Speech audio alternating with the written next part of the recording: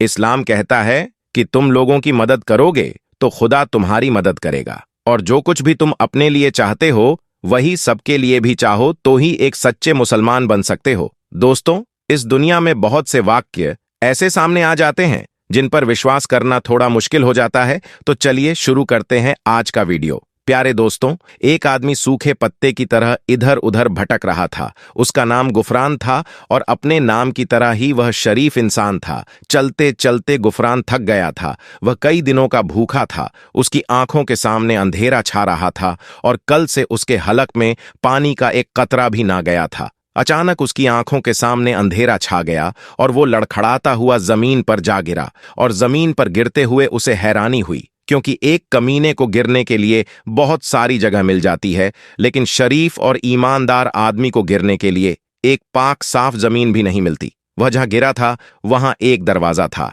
गुफरान दरवाजा पकड़कर खड़ा हो गया। उसने सर उठाकर दरवाजे की तरफ देखा तो वह एक मस्जिद का दरवाजा था, लेकिन उस दरवाजे पर एक बड़ा सा ताला लगा हुआ था। गुफरान की हालत बहुत बुरी थी। भूख की वजह से उसका बुरा हाल था, और ऐसे वक्त में आदमी सिर्फ और सिर्फ रोटी के बारे में ही सोचता है। लेकिन वह सच्चा और शरीफ ईमानदार इंसान था, पक्का मुसलमान था। उसने मस्जिद के बंद दरवाजे को हैरत से देखा और सोचने लगा कि दरवाजा बंद क्यों है। जौहर की नमाज का वक्त हो रहा है, मगर नमाजी कहाँ है। इतने में किसी ने गुफरान के कंधे पर हाथ रखा और पूछा, कौन हो भाई, कहां से आए हो? तो गुफरान ने जवाब दिया, जी, मैं तो अल्लाह का एक अजीज सा बंदा हूं। उस आदमी ने कहा कि हुलिये से तो तुम मौलवी मालूम पड़ते हो। गुफरान ने जवाब दिया, नमाज पढ़ना तो अल्लाह को याद करना ही है। मेरा नाम गुफरान है। तो उस आदमी ने कहा कि मेरा नाम खुदा बख्श है, और यहां इस मस्जिद के पास वाले मकान में रहता हूं, और इस गांव के पंचायत का सरपंच भी हूं। तो गुफरान ने पूछा कि भाई खुदा बख्श, ये मस्जिद बंद क्यों है?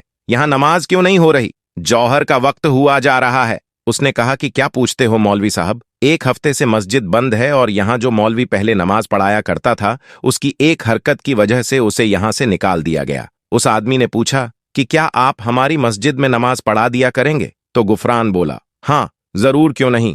आप मुझे बस एक गिलास पानी पिला दीजिए। जौहर का वक्त हुआ जा रहा है, मैं अजान देकर नमाज का ऐलान करता हूं। तो वो आदमी, जिसका नाम खुदा बख्श था, उसने कहा कि आपके चेहरे से तो लग रहा है कि आपने कई दिनों से कुछ खाया नहीं है। पहले आप रोटी खा लीजिए, उसके बाद अजान दीजिएगा। गुफरान ने कहा, नमाज पढ़ने और पढ़ाने के लिए रोटी की नहीं, ईमान की जरूरत होती है। नमाज पढ़ने के बाद ही रोटी खा लूंगा। खुदा बख्श ने अपनी जेब से चाबी निकाली और मस्जिद का दरवाजा खोल दिया। दरवाजा खोलते ही गुफरान मस्जिद में दाखिल हो गया। इतनी देर में खुदा बख्श एक गिलास ठंडा पानी लेकर आया। गुफरान ने फर्श पर बैठकर पानी पिया और उसके बाद वजू किया, और जैसे ही अजान की आवाज गांव वालों ने सुनी तो गांव के कई मर्द नमाज पढ़ने के लिए मस्जिद की जानिब चल दिए। गुफरान की आवाज में एक सोज था। उसकी अजान गांव के हर शख्स के दिल में उतरती जा रही थी। अजान पूरी होने के बाद कई नमाजी मस्जिद के सहन में जमा हो चुके थे। सब लोग नए मौलवी की आमद से खुशी का इजहार कर रहे थे। गांव के लोगों ने यह बात खास तौर पर महसूस की कि नया मौलवी जवान है, लेकिन बहुत कमजोर है, और जवान होने के बावजूद नए मौलवी की आंखों में शर्म है। नमाज पढ़ने के बाद खुदा बख्श अपने घर से खाना लेकर आया और गुफरान के सामने रखा। गुफरान ने सबसे खाना खाने के लिए पूछा, लेकिन सब ने कहा कि हम अपने घर से खाना खाकर आए हैं। यह सुनकर गुफरान ने बिस्मिल्लाह पढ़कर खाना खाना शुरू किया। कई दिन बाद उसे खाना मिला था, तो लिहाजा हर निवाला उसके हलक में फंस रहा था। खुदा बख्श बोल के, मौलवी साहब, मस्जिद के साथ एक कमरा बना हुआ है, आप वहां रह सकते हैं। गुफरान ने कहा कि मैं मस्जिद में नमाज पढ़ाने के अलावा बच्चों को कुरान भी पढ़ाया करूंगा और उनको दुनियावी तालीम भी दूंगा। खुदा बख्श ने जवाब दिया, माशा अल्लाह, अल्लाह आपको इज्जा दे खुदा। बख्श के जाने के बाद गुफरान कमरे में गया और जैसे ही खिड़की खोली तो फौरन उसे बंद कर दिया, क्योंकि खिड़की से खुदा बख्श के घर का सहन साफ नजर आ रहा था। वहां एक जवान लड़की सहन में झाड़ू दे रही थी। अब जैसे ही गुफरान ने खिड़की खोली तो उसकी नजरें भी उस लड़की से जा टकराई गई, और लिहाजा घबरा कर गुफरान ने खिड़की बंद कर दी। खिड़की बंद करके बिस्तर पर आकर बैठ गया। कुछ महीनों में ही गुफरान की सारे गांव में इज्जत होने लगी। लोग कहते हैं कि मौलवी जवान तो है, मगर नीयत में खोट नहीं है।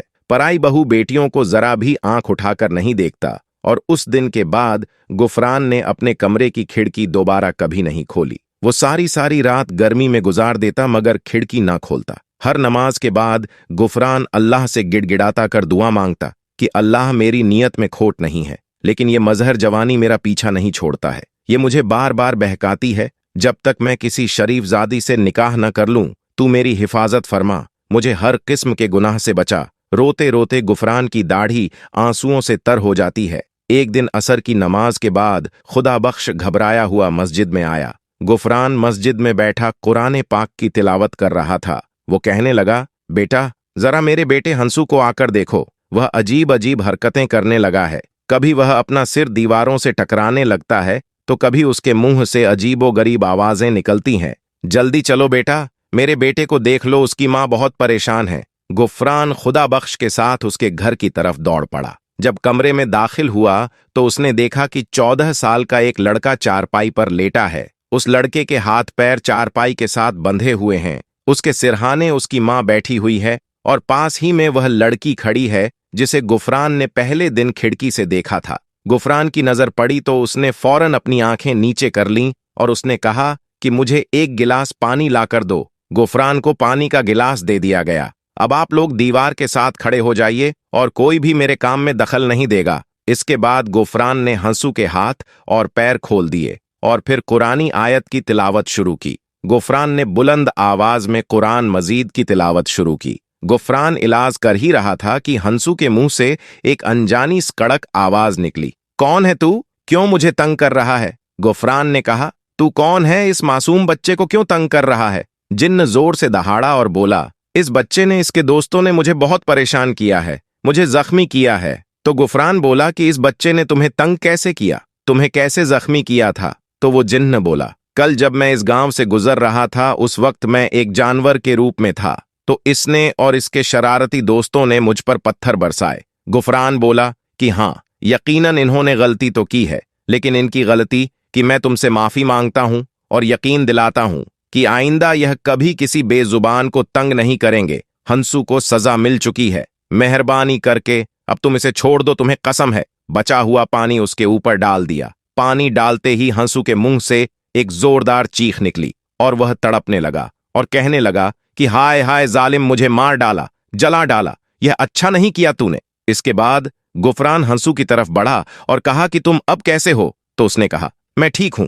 खुदा बख्श ने कहा कि मौलवी बेटा, तुम्हारा बड़ा एहसान है हम पर। तो गुफरान ने कहा, मैंने कोई एहसान नहीं किया है, यह तो अल्लाह पाक की कलम का असर है, हालांकि पाक कलम में बहुत बरकत है। यह कहकर गुफरान ने अपना बैग उठाया और एक कलम और एक दवात निकाली। दवात खोलते ही पूरे कमरे में जाफरान की खुशबू फैल गई। गुफरान ने कलम को जाफरान में डब्बो दिया और ताबीज लिखने लगा था। ताबीज लिखने के बाद गुफरान ये ताबीज खुदा बख्श के दाएं हाथ में दिया और कहा कि इस ताबीज को चमड़े में लपेटकर हंसू के सीधे बाजू पर बांध देना। इस वाक्य के तीसरे दिन असर की नमाज के बाद गुफरान मस्जिद में बैठा हुआ था तो हंसू भागता हुआ आया और सलाम करके कहने लगा कि आपको अब्बा जान ने बुलाया है। तो गुफरान ने अपना बैग उठाया और तेज तेज कदमों से हंसू की तरफ चलने लगा। घर आकर खुदा बख्श की बीवी से पूछा, क्या हुआ? कि मौलवी बेटा ना जाने क्यों उन जिन्होंने मेरा घर देख लिया है। पहले हंसू पर जिन्न आया था और अब एलिजा पर। तो वो मौलवी गुफरान ने कहा कि आपको कैसे मालूम कि आपकी बेटी एलिजा पर कोई जिन्न आया है? तो उसकी मां ने अपनी बेटी के बारे में बता दिया कि वह अजीब अजीब हरकतें कर रही है। उसके बाद गुफरान उस लड़की के साथ उसके कमरे में गया और वह वज़ाइफ करने लगा। नमाज के बाद गुफरान ने कलम और दवात निकाला और ताबीज लिखने लगा। फिर ताबीज खुदा बख्श को दिया और कहा, यह ताबीज चमड़े में सीकर एलिजा के सीधे बाजू में बांध देना। ये कहकर गुफरान ने अपना बैग उठाया और घर से सलाम करता हुआ बाहर आ गया। अगले दिन गुफरान मस्जिद में बैठा हुआ कि उसे दोबारा हंसू बुलाने आ गया। उसकी बहन की तबीयत फिर खराब हो गई थी। गुफरान दोबारा घर गया तो घर जाते ही उसने कुछ नए लोगों को देखा था। वह एक बड़ी उम्र की औरत चारपाई पर बैठी थी, जबकि के सिरहाने पर एक लड़का खड़ा था। एलिजा की मां ने कहा,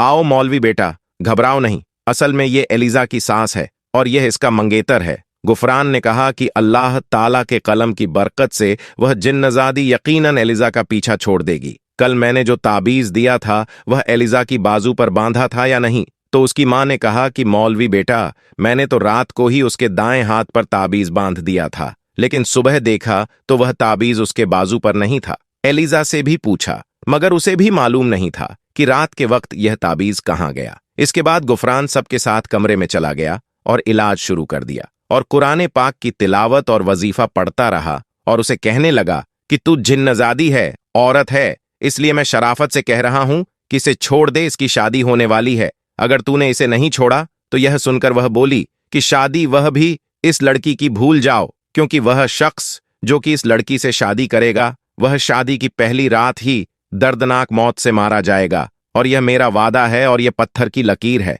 उसकी बात सुनकर उसकी होने वाली सास और मंगेतर का रंग सफेद पड़ गया। इतने में एलिजा अचानक अपनी जगह से चलती हुई दीवार की जानिब बढ़ी और डंडा लेकर उसके होने वाले शौहर और उसकी मां को मारने लगी और कहने लगी, तू मुझसे शादी करेगा? इतने में एलिजा के माँ बाप एलिजा से डंडा छीनकर उसको काबू करने में लगे और उसको कमरे में बंद कर दिया। इसके बाद एलिजा की होने वाली सास कहने लगी कि माफ करना भाई साहब, आज मैं यह मंगनी तोड़ती हूं, मुझे नहीं करवानी अपने बेटे की शादी तुम्हारी इस बेटी से। यह कहकर वह दोनों माँ बेटा अपने घर चले गए। एलिजा के माँ बाप परेशान हो गए। गुफरान ने थोड़ी देर इंतजार किया, फिर अपना बैग संभाला और सलाम करता हुआ घर से बाहर निकल गया। गुफरान परेशान रहा। उसकी समझ में नहीं आ रहा था कि यह जिनजादी कितनी ताकतवर है जो उसके वजीफे के बाद भी एलिजा पर कब्जा जमाए बैठी है। गुफरान के जायली वजीफे का भी उस जिनजादी पर कोई असर नहीं हुआ। दोस्तों, यहां पर हम आपको बता दें